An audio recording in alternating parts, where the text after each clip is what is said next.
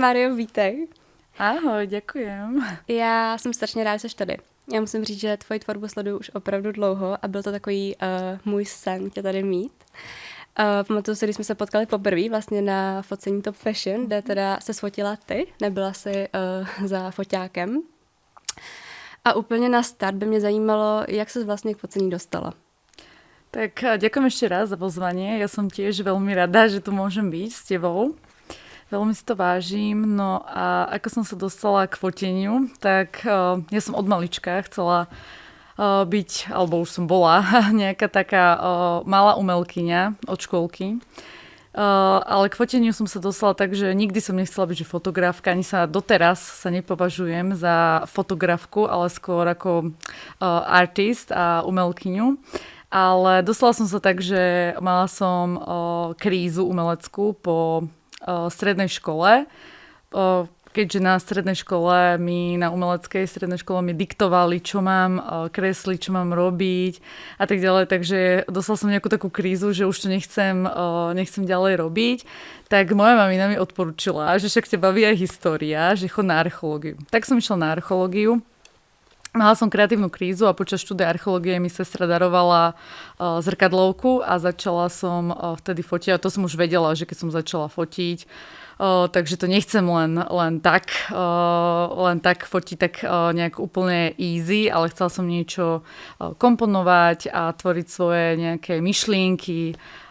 Takže takto som sa nejako dostala a ono to potom naberalo nejaký taký spád, že ak som začala viac a viac fotiť, tak prichádzal nejaký taký feedback aj od okolia, lebo ja som bola v tom úplný samouk, ale vedela som, že komponovať to mám ako keby v nejakom svojom DNA, takže nad tým som ani nerozmýšľala, nad farbami tiež nie, takže ono to išlo tak veľmi, veľmi prirodzene a veľa ľudí, najprv samozrejme fotografov, alebo z tohto okruhu mi hovorilo, že wow, že to ešte ako keby nezažili, že do 1 roka, že niekto začal tak ako, že sa tak začínalo profilovať v tomto.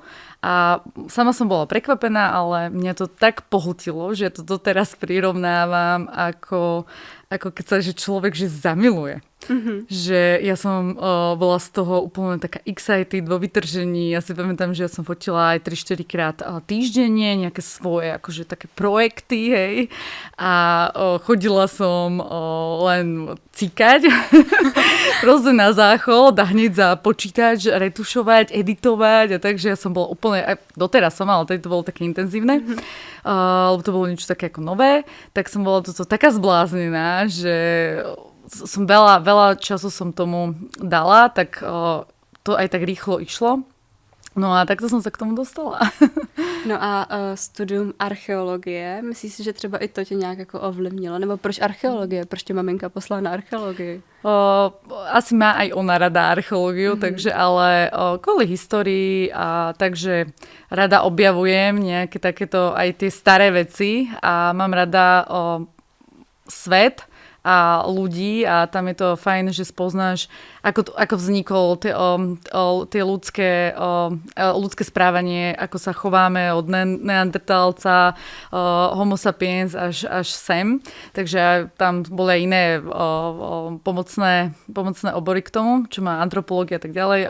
Ako nechcem úplne to rozoberať, ale bavilo ma to. No a potom neskôr ma samozrejme, že aj tá archeológia ovplyvnila, keď už tie projekty už mali väčší význam aj pre mňa. Napríklad môj najväčší projekt Swimming Pool, tak archeológia je známa tým, že keď zistíš na archeologickom nálezisku nejakú kultúru, tak chceš ju pospájať, že kde ešte táto kultúra bola objavená v rámci sveta alebo aspoň v nejakom rádiuse a tam sa dokazuje, že kde všade bola, ako sa šírila medzi ľuďmi. Takže aj ja som napríklad pospájala, že swimming pool, keď som začala fotiť, že neidem fotiť jednu plaváreň, ale idem ako keby zmapovať na väčšom území plavárne, potom ich nejako porovnávať a urobila som proste aj takú vlastnú, ako keby svoju typológiu, lebo presne toto archeológia robí, napríklad typológiu, ja neviem, mýs, alebo tak. Takže ja som urobila typológiu plavárny. Takže toto ma inšpirovalo, že urobiť to vo väčšom nejakom kontexte, pozrieť sa na to, architektonicky, farebne a urobiť si vlastnú takú nejakú svoju typológiu s tými plavármi a zmapovať to potom. Mojej také úplne prvej knihe bola aj mapa, napríklad Slovenska a mala som to krásne vyznačené aj tie plavárne a fotografie som usporiadala podľa lokalít. Takže toto ma ovplyvnilo určite. Ještě teda jsem se všimla jednoho takového rysu na tvých fotkách, že vlastně ti lidi jsou si jako velmi blízko, ale vlastně působí velmi jako odděleně. Je to jako cílem? Nebo co ti na tohle jako dynamice přitahuje? Pretože keď som začínala fotiť, tak práve, že ľudia, vždy som fotila ľudí, a na začiatku som fotila aj portréty a tak a vždy som si myslela, že musí tam byť nejaká akože strašná emócia v tom človeku, hej, že a musí niečo strašne prežívať, hej, že aj na tých portrétoch alebo na tej prvé, tá raná tvorba, ktorú nikto nevie teraz nájsť. Som toto nejako poskrývala, kde som sa ako to formovala, tak vždy mal človek emóciu, hej, a ja som sa proste presítila. Presítila som sa týmito emóciami u ľudí, že prečo ja mám a že je to aj taký fake, hej, že prečo je, ale kým to nie je dokument, hej, takže prečo ja mám diktovať svojim modelom a tej produkcii, hej, že prežívajte nejaké akože emócie na tých fotografiách mojich, alebo moje emócie, takže raz som sa tak zobudila a začalo to aj s tým swimming poolom, tak som povedala, že len tam stojte a aj mne to začalo proste celý ten obraz sa skladať na tom swimming poole, tá architektúra, ľudia bez emócií, presne som tam videla už potom ako keby, že sú figuríny, celé mi to prišlo ako nejaký domček pre babiky, veľmi, veľmi ma to začalo baviť, pretože ja som taká, že aj keď idem kreovať, tak samozrejme mám tam nejakú barličku, že čo chcem asi cca urobiť na tom projekte a tak ďalej. To je pre mňa taká barla, že aby som tam nebola stratená, ale nakoniec ja si to odfotím, ale nakoniec ja kreujem na mieste, mám to veľmi rada, pretože robím to tu a teraz, som extrémne prítomná a myslím si, že je to také, netlačím na ten projekt, netlačím na tú fotografiu a samotný ten dej a ten čas mi podľa mňa prinesie ako keby najlepšie výstupy, najlepšie veci, lebo som sústredená, mám fokus a nezameriavam sa len na to, že čo som chcela vytvoriť, ale som taká oddaná tomu momentu. Ale přesto ty tvoje fotky mají jakoby velmi specifickou estetiku, tak sama si říkala, že jsi nějak jako věděla, jak to má vypadat, že jsi to vždycky měla v sobě, tak pamatuješ si třeba nějaký moment, kde jsi našla jako svůj vizuální jazyk? Myslím si, že začalo to tým swimming poolom, tam som našla taký svoj presný jazyk. Ja milujem architektúru, som aj trošku taký freak na... Príjem k tebe domov a začnem ti vyrovnávať nábytok. Normálne minulé aj v New Yorku som minule bola a stali sme vo waiting proste rade. My tam čakali na stôl a mali nakrivo fotky alebo obrazy, alebo čo... Začala si im to tam rovnať. Začala som to vyrovnávať.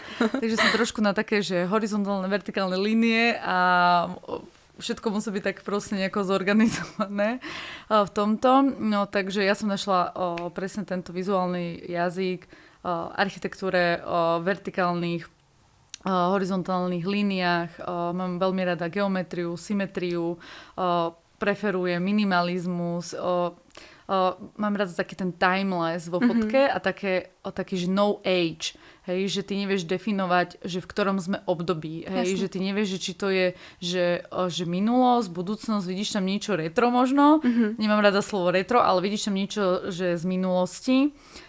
Tak to s tým Slovenskem je hodne spiatý. Presne, ale ja v tom napríklad vidím, že dobre, áno, ľudia z nejakého proste, čo zažili socializmus a tak ďalej, vidia svoju minulosť, ale ja tam vidím niečo také budúcnosť.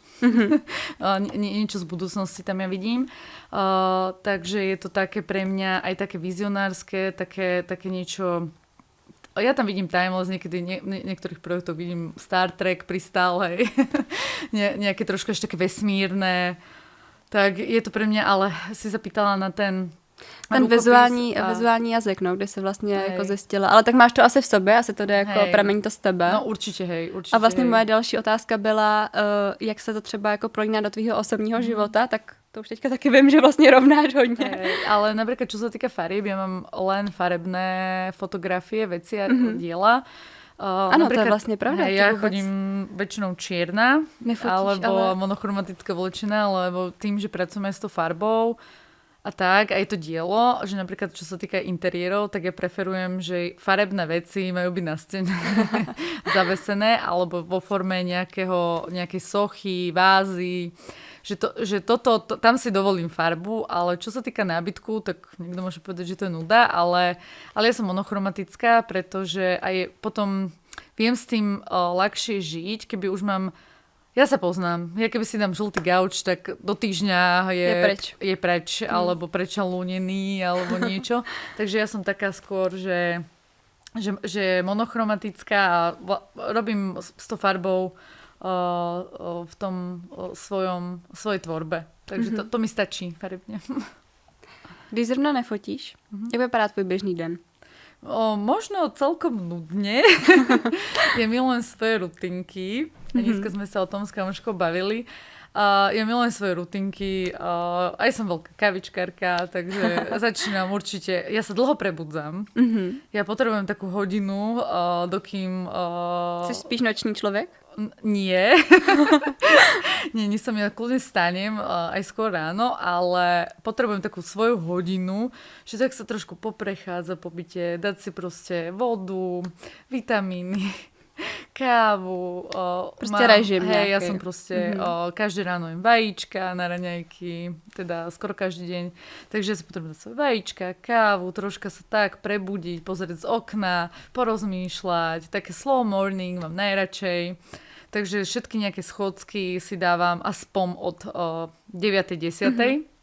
Nič ráno, keď si dám tréning ráno o 7, tak to vždy lutujem. Že som taká, že idem sa hecnúť. No, a potom, keď to idem na ten tréning, ja že prečo si to robíš? Prečo si to robíš? Že mohla si ísť aj neskôr. A ja, že idem sa hecnúť, že ja neviem, že úspešní ľudia stávajú skoro ráno. Ale niekde teraz niekto mi hovoril, že je super, že dať si všetko napríklad, že ak mi to dovolí moje nejaké pracovné zamestnanie, že tak je super, že začať aj od 11:00, že si plánovať schôdzky s ľuďmi a tak, a že dať si to slow morning a že síce, áno, asi mi to potom nevíde, že skončiť o 3:00, niekto od 6:00 si odmaka do 3:00 hotový a potom má ten deň, ale že to trošku naopak a že to potiahnuť potom Dele. Hej, presne tak. Takže skúšam to, a začína mi to vyhovovať, že tak začať tak o 9:00, o 10:00. Takže je proste ranní pohoda. Áno, ranní pohoda a potom kľudne do 6:00, do 8:00. A tak pozri, ja mám veľa amerických galérií, takže oni o 8:00 večer začínajú, hej, takže to je také, práve, že ja potom neviem, tak prehozený. Taká som v strese o 10:00 večer, že ešte ten e-mail, to tamto, takže musím si to nejako rozumne usporiadať. No a ta rutina je teda asi trošku náročná vzhledem tvojí práci. Ty hodně cestuješ, že jo, i kvůli focení. Áno, aj toto. Tak jak sa to třeba udržuješ během cest? Hej. Takže to som chcela povedať tej mojej nudnej rutiny, že ja milujem proste, ja si myslím, že mám veľmi veľký, bohatý svet. Ja milujem vzťah sama so sebou. Aj randiť sama so sebou. Mám partnera, ale milujem aj randiť sama so sebou. To je krásne. Takže tá moja rutinka, pokiaľ som není, že s partnerom a nemám nejakú vlastnú rutinu, tak som presne, že vybavujem si schôdzky, chodím cvičiť, chodím na prechádzky, samozrejme tvorím, keď mám nafotený projekt, takže alebo plánujem projekt, veľa komunikujem s ľuďmi, veľa komunikujem s galériami, takže ja to ani neberiem, že to je práca, ale je to už vlastne v rámci môjho toho dňa, tej rutiny, čiže neustála komunikácia, neustále riešenie s fotografiami, hej, že keď to už je nafotené, ja mám niekoľko galérií, takže ideme proste art fairs, výstavy, Takže, a kde teďka všude vystavuješ? Hej, momentálne sme mali Art Fairs, teraz sa pripravuje, teraz v apríli bude aukcia vo Philips Auction v Londýne, takže na toto sa pripravujeme a to nie je len tak, že, že za hodinku to vybavíme, hej, tam treba rodokmeň k fotografii, pripraviť to celé, podpisovanie zmluv, poslanie fotografie do Londýna, takže to sa prijatie fotografií v Londýne, rámovanie, dohodnúť sa na rámovaní, takže ono to je celé také, potom idem v apríli, pôjdem do Londýna sa na to pozrieť, takže potom prebehne aukcia, to je akože svetová aukcia, hej, takže svetový trh, takže nie je to len tak, bere to čas, ale mňa to baví, mňa to veľmi baví proste okolo toho celé, že mňa veľmi baví aj tá prezentácia tých diel, chystanie tohto celého. Takže teraz máme za sebou veľmi úspešnú výstavu solovú v zóne Mako, to je celosvetový Art Fair, ktorý bol v Mexiku, takže toto sa riešilo, hej, tam išlo nejakých 15-20 fotografií, takže takže je okolo toho, hej, že okrem fotenia, tvorenia, cvičenia, tak okolo toho je ešte hodne už mluvím česky. Ja som začínala mluvit slovensky, když mluvím so Slovákem. Ja mám, keď prídem do Prahy, tak to je také smiešné, lebo podľa mňa to nepoviem dobre. Podľa mňa sa snažím, znie to funny, no však dobre, zase. A ja to nevnímam, víš? Hej, ja to vnímam, mluvím. To zasmie aspoň všetci, jak som to zase doplietla. Takže je okolo tých fotiek, okolo tých diel je ešte veľa takej alchýmie, že ja milujem napríklad, keď moji rodičia, moja mamina, keď mi volá, alebo aj ocino, milujem, mi volajú o 9:30 cez pracovný týždeň a oni mi tak krásne volajú od deca Malinko. Tak to som veľmi ľúbi, tak mamina, že Malinko, nespíš? Proste 9:30 je, hej, o 10. A mňa to normálne ešte tak akože urazí, že dobre, veď môžem spať aj do 10 a potom si to akože odmakať. No jasne. Ale ona mi ešte robí aj moja mamina účtovníčku. Aha. A hovoríme, že mami, však biznis ide. Takže ja už som hore a pracujem. Takže lebo to ešte tak akože, lebo oni už od 6. hore pomaly od 7. No, a tak oni sú stará škola, že jo, zvyklí na iný režim. Iný režim, tak hovorím mami, ja už od 8. som hore, alebo od 7:30, žiadna výhra, ale hovorím, už robím. Mě ještě vlastně zajímalo, jak velký tým máš, jako kolik lidí pro tebe pracuje? Ja mám, akože nezamestnávam, že kromě maminy. Hej, tak počkaj, ale ona mi to robí ako dcere. A tak ja zoberiem potom nejaké procedúry. Ale, no jasne. Ale tak ona nie je zamestnaná. Ale akože núkala som. Ale samozrejme nechcela. Takže to je také, že akože stále family business, hľadaj si takého iného, hovorím, ale mami, ja nikomu neverím. Takže to musí byť v rodine. No ale čo sa týka samozrejme, že zamestnávam, tak na projekte robíme samozrejme, že to sú sekundárni ľudia, ktorí sú super vo svojich oboroch a takto, keď je projekt, tak sa stretneme a závisí na toho, takto, ja milujem čo naj-easy projekty, že úplne, kde to je, že veľmi taká konzervatívna skupina ľudí, také veľmi, veľmi malý tím, max do 10 ľudí, takže toto mám najradšej. Niekedy som si myslela, že dobre, teraz už začalo sa dariť, alebo tak, že potrebujem že mala by som mať mega veľký tím, jak nejaký, že brutál, už nejaký štáb a tak. A proste zariadila som, že mali sme tam pomaly autocatering, hej. Všetci jedli. Všetci, vieš, že ten deň potom trval, že celý deň sa počilo. Pri cateringu aj so mnou. Čím víc lidí, tím víc práce. Presne, a veľa času to bere, kávičkujeme tam so mnou, však aj ja. Áno. Vieš, a potom dokedy sme začali fotiť, tak už neviem, prešlo 6 hodín. Tak som to celé zredukovala a teraz sa dáva už len voda. Ale tvůj přítel ti taky hodně pomáhá, vej? Môj priateľ, hej. Z produkcií. Hej, z produkcií. Sme hlavne v zahraničí. Takže to som veľmi rada, to si vždy vážim, keď hej, lebo on je úplne smart na tieto veci. Takže hej, pomáha mi s produkciou, sme podľa mňa veľmi úspešné projekty nafotili v Londýne a Mexiku. Takže áno. A potom napríklad na mexickom projekte tam som mala z produkcie len jeho známeho. Takže to som bola rada, ale tam sme presne zháňali Mexiku, nejaký taký zahraničný tím, make-up artistov, kostymérov. Takže super produkciu sme tam mali, tam robili ľudia, čo robia pre mexický Netflix, takže to bolo super. Mne to baví sa pozrieť aj kostymérke do fundusu, takže to bol brutál. Ale to je také, že presne len som tam vošla a už som to tak, ja to tak nejak cítim a presne som hovorila môjmu partnerovi vtedy, že úplne mega dôverujem, že môžeme odísť. Že už sa nepotrebujem ani skontrolovať, že som to tak nejak cítila, že dobre bude. Videla som to jeden taký kríž, sme fotili mníšky, že brutál, mala tam takú selekciu krížov mi urobila. Vedela, to bolo krásny. Selekciu krížov mi urobila, hovorím, že super, už nemusím vidieť ani ďalej, že chcem sa prekvapiť, že na tom proste na tom sete sa chcem prekvapiť, lebo ja mám rada aj také, keď niekto je proaktívny a že kreujeme, hej? Jasne. Takže to mám veľmi rada. Takže mám rada malý tím ľudí, ale samozrejme niekedy projekt si vyžaduje väčší tím ľudí.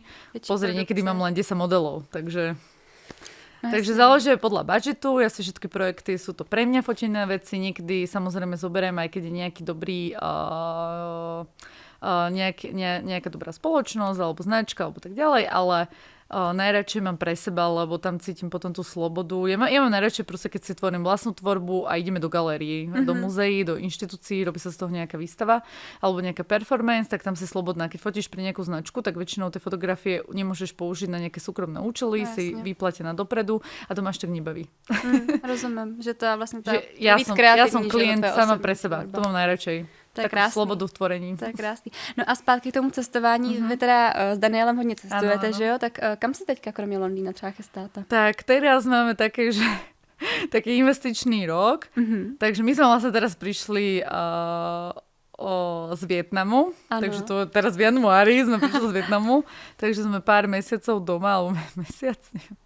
No ale chceli by sme ako v rámci dovolenky, hej, že ja mám s ním veľmi rada také niečo tak objavovať, že on ma zobral aj na Island a spali sme v aute a mne sa to s ním vždy tak ráta, ale sama by som nešla.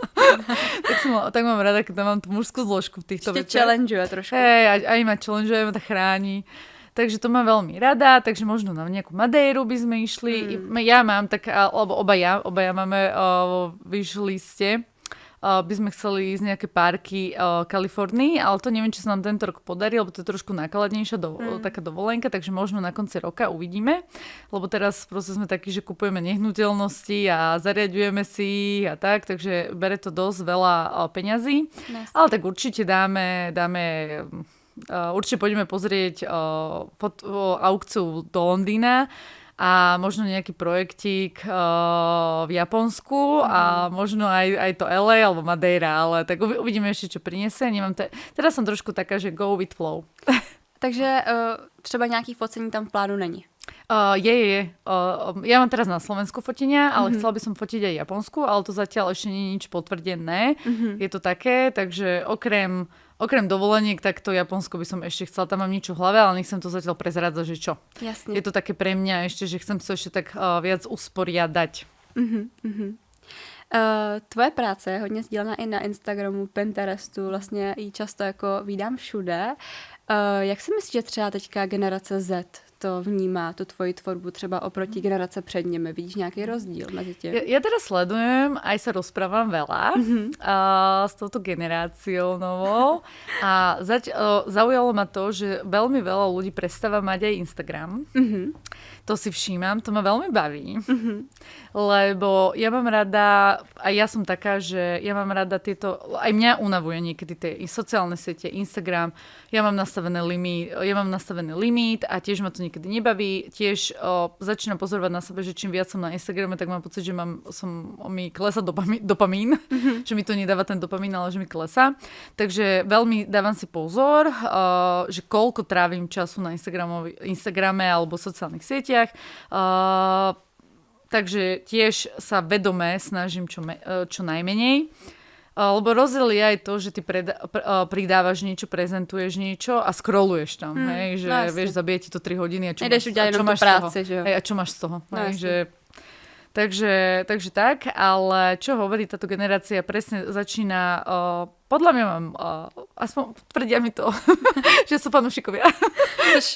Ja som a som zástupca generácie. Takže hovoria, že sú fanúšikovia, takže sa teším s nimi, že teda sa teším. No ale presne hovoria, že už tie sociálne siete, ten Instagram väčšinou chodia, chcú to vidieť živo, v galériách a tak. Hodne chodí do galérií, veď. To je presne, a toto je presne môj cieľ, že ja to chcem prezentovať fyzicky. Preto aj prezentácia, mne strašne záleží na rámovaní diel, či tam bude aj možno na tej výstave nejaké performance, zvuk. Teraz začala som proste aj robiť nejaké také easy videá, hej, na nejaký dark room, hej, na nejakej exhibícii. Čiže ja som len za to, kľudne si pomášte Instagramy. Choďte do galérií. Ja som úplne za, že príde mi to také aj teraz, že dobre, teraz som zase čítala, že začína byť taká, že messy girl. Éra messy girl, že už nie wellness girl, ale messy girl. Takže ale neviem, čo to ešte znamená v tom živote, že už teda nie pilates, ale už party, takže neviem, že či to je tá party, alebo či to je len trošku, že nebudem mať výčitky svedomia, keď nepôjdem akože na pilates a som v pohode. Myslím si, že tak, no. A hodne ako vintage nákupy. Lebo pozor, party nie anti-aging. Je to tak, áno. Ale generácia Z nechodí moc na party. Presne, že? Ale akože ja sa ani nečudujem. Jak vlastně velkou roli ve tvých fotkách hraje móda? Protože často to působí jako nějaký modní editoriály, ale vlastně o módě to není, že jo? Tak... Ja tú módu berem, takto, nefotím úplne, že nechcem, aby to bola fashion fotka, pretože veľmi dbám na tom, ja milujem fashion, ale že dbám v tejto svojej tvorbe, dbám na to, aby nič neprevyšovalo, že ani architektúra, ani človek samotný, ale ani kostým. Ale je to pre mňa, že veľmi dôležitý faktor, ten kostým, a teraz napríklad aj mexická séria. Veľmi som teraz ako spojiť, že čo chceš vyjadriť, plus ešte kostýmom. Ja milujem, keď ti to dá aj charakter. Že mníška ti dáva postavu. Že čo to je na prvú. Presne víš, že? Presne vieš, čo je. Áno. A teraz je to strašne pekné pre mňa, že aj mám tam teraz aj tie konie, hej, ten animálny, ako keby animalita ti porušila tú horizontálnosť a tú prísnosť tej architektúry, že kôň má zvlnenú líniu. A teraz dokopy aj ten kostým čierno-biely, pretože rúžové steny, Baragánové, Luisa Baragána, takže potrebovala som ich slmiť, ale chcela som ako keby divákovi, konzumentovi a ľuďom proste priniesť to, že hneď vedia, čo to je. Kto to je. Áno. Chcela som hneď, aby vedeli, kto to je. Je to proste tento charakter postavy a teraz vlastne kôň, sloboda, hej. Mníška, OK, ona môže cítiť slobodu. Ja v tom slobodu nevidím, ale to nie je dehonestácia. Samozrejme vážim si. Len to je taký kontrast, hej, že, lebo tam je tá zodpovednosť tej viery, hej, viery v niečo a sú tam nejaké rules, hej, cirkev ti dáva rules, hej, oni ich tak nemusia zase brať, takže to je taká veľká diskusia, takže je to nahranie medzi slobodou, divokosťou, prísnosťou architektúry, takže móda a ten kostým zohráva veľkú zložku. Napríklad nemám rada úplne, že nejaké vzorované veci. Že mám rada, keď tá móda je na tej fotke, keď je ako keby, že sú to nejaké že tvári, aj ten shape mám rada. keď je nejaký strohý, tiež trošku do tej architektúry ide. Aj sú to jednofarebné veci, také ako keby bloky farieb. Že snažím sa to všetko, aby to tak harmonizovalo, že aby ťa tam niečo nerušilo. Jasne. Ale mám rada veľmi také detaily, že napríklad si úplne užívam napríklad si veľmi užívam, že niekto má píšťalku, že keď je pláveč, má píšťalku, okuliarky a také, to třeba věci, co se jako na první dobrou nevšimneš, ale pak hej, jako ale ja už rátam s tým, že vlastne, že keď to nikto nebude vidieť na Instagrame, tak o to lepšie niektoré fotografie vidno naživo. Vieš, keď to má 2x3 metre, tak to si všimne všetko. A je nějaká značka, která ti je svou estetikou blízka? Teraz, ako, či tak na fotení nepoužívam nejaké značky, to sú väčšinou barandov, alebo sekačiky, alebo také z fundusu, také, alebo šité kostýmy, to mám rada také no logo, no name, samozrejme na fotení. Pokiaľ nefotím produkt, hej, že nejakú vec, tak to mám rada, keď nikto nevieme, čo to je. Ale osobne, tak ja mám rada aj módu, fashion. To můžeme vidět. Ďakujem. Tak takto. Tak mám nejaké... A třeba lokální? Lokální mám samozrejme rada La Formelu, mám rada Jana Černého, mám rada, to sú aj kamoši, také pozdravujem. Zdravíme. Takže ich mám rada, ale čo sa týka zase nejakých svetových, tak takto. Mám rada, samozrejme, v mojom šatníku nájdeš aj kabeločky a takéto veci, ktoré hneď vieš, čo to je, hej. Jasne. Že majú logo a tak ďalej, ale takto, ja si to moc... ja si myslím, že tieto značkové veci by nemali určovať nám hodnotu. Ano. Lebo ja si myslím, že veľmi veľa ľudí si to oblieka s tým, že keď si to dám, tak som niekto viac. Tak patrím niekam. Áno. A ja ich mám rada tiež, tieto značky, ale až tak si na tom proste akože nejdem tú hodnotu, alebo že neurčuje mi to, kto som. Takže to by som asi tak chcela povedať. Ale mám rada aj také, že quiet luxury, alebo že no logo brand Raw, mám proste rada Olsenovky, ale Kate, mám rada aj taký ten New York style. Jasne. Ale samozrejme, nebudem to teraz menovať, neviem, či sa to tu aj hodí do toho. Ne, práve, že to je podcast hlavne o móde, takže super. Takže mám rada samozrejme aj iné značky, aj mám kabelky rôzne týchto svetových dizajnerov, ale hej, treba to brať podľa mňa s takým kľudom a kúpiť si to, lebo sa ti to páči. A ja napríklad, aj keď si to kúpim, tak ja si to úplne nejdem, že ani s kamoškami, videla si, to potrebujem to a tak ďalej. Že ja si to kúpim a už o tom tak nejak nehovorím. Že páči sa mi ten dizajn, viem, že to je možno aj nejaká investičná vec, ale ja si mám najradšej také, že aj no logo a nech to je kvalitné, nech to není fast fashion, ale zase napríklad, keď si aj niečo kúpiš fast fashion a niekto to má v šatníku potom 10 rokov, tak je to fast fashion. Dobrá otázka. takže tak. Moje další otázka byla, jestli sleduješ třeba trendy a jestli nějaký trend, co ti teďka baví, ale... No... Ja mám teraz jednak dobrá otázka, lebo ja neviem, kde som klikla. Asi som klikla na nejaký, že trends a algoritmus. Potom som hneď klikla na nejakého huskyho. Proste potrebujem ešte kliknúť na nejakú prírodu, lebo proste nech mi tam hádže nejaký trošku zen. Lebo som klikla na nejaký, že trends, že 2026 som bola zvedavá. No a teraz ja mám pocit, že nič iné tam mi nehádže nikto, len trends. A ja mám pocit, že teraz mám pocit, že 100 trendov je, hej. Že už vlastne neviem, že čo je trend, hej. Skoro tak, všechno dneska, no. Že už to tam neviem. No takže teraz som zmetená už, že čo je trend, takže... Ale akože ja mám najradšej, že... Bože, teraz všetci títo vegetariáni. Ja mám strašne rado čiernu kožu. A to sa teďka vrací hodne, že? Ja mám strašne rada bundy. To je taký môj signature, že nejaká fakt dobrá bunda, ktorá mi zostane v šatníku. Videlíš, to nosenie videlíš, hej, tú cenu. Takže ja milujem aj bundy, proste Saint Laurent a tieto večné kúsky. Saint Laurent malíka krásný, že jo? Hej, takže to sú úplne pre mňa a takže, takže milujem tieto vecičky. Ale trendy, idem, neidem, tak ja si myslím, že je dôležité vedieť, že čo ti pristane. A napríklad, keď aj teraz toto točíme a pozriem sa na to možno o 5 rokov, tak si nechcem povedať pre Boha, čo som to mala na sebe. Jasne. Ale najradšej asi moje taká uniforma je buď čierne nohavice, džíny a bunda. Nejaká kožená bunda a to je všetko. Dobré topánky. Kdybys třeba měla poradit mladým lidem, jak najít nějaký svůj jako vizuální jazyk, tak co bys jim poradila?